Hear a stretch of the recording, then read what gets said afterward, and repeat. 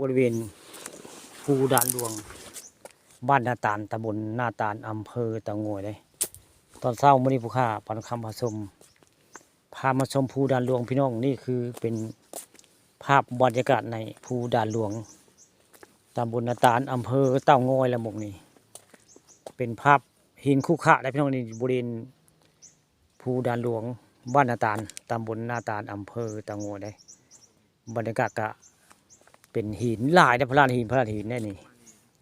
เรียบไปนี่ก็จะเห็นพระได้ทั้งผู้จะเห็นพระนั่งหันหลังใช่ไหมมองนี่แต่ก่อนมันจะมีกุฏิยาคูยาซาได้นี่กุฏิยาคูยาซาได้เพิ่นมาปลุกจุ่มนี้ได้เพิ่น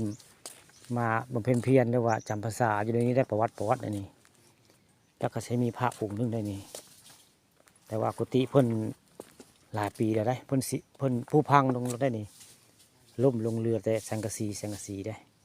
อยู่บริเวณหลังถ้ำบริเวณภูด่านหลวงใต้ลงไปนี่สิมีถ้ำได้นี่ใต้ลงไปก็สิมีถ้ำได้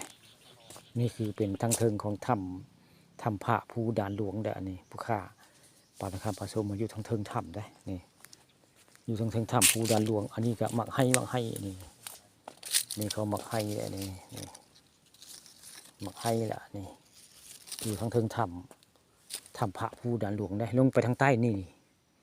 ลงไปนี่ก็สิเห็นได้ถ้ำพระสิมีพระได้ใต้ลงไปนี่ใต้ลงไปก็สิมีพระเรียกว่าถ้ำพระภูด่านหลวงก็อยู่มงนี้แหละนี่แต่ว่าตรงนี้อยู่หลังถ้ำได้พระที่นั่งสมาธิอยู่นี่คือจุดทางหลังถ้ำได้นี่ผู้ข้าว่าวจาอยู่ทางหลังถ้ำภูด่านหลวงบ้านนาตาลตำบลนาตาลอำเภอเต่างอยในบรรยากาศก็เป็นพระลานหินกว้างโอ้อาได้อันนี้ภูด่านหลวงหรือว่าบริเวณพุทธสถานภูด่านหลวงละมงนี้บรรยากาศกะคักมิแต่พระลานหิน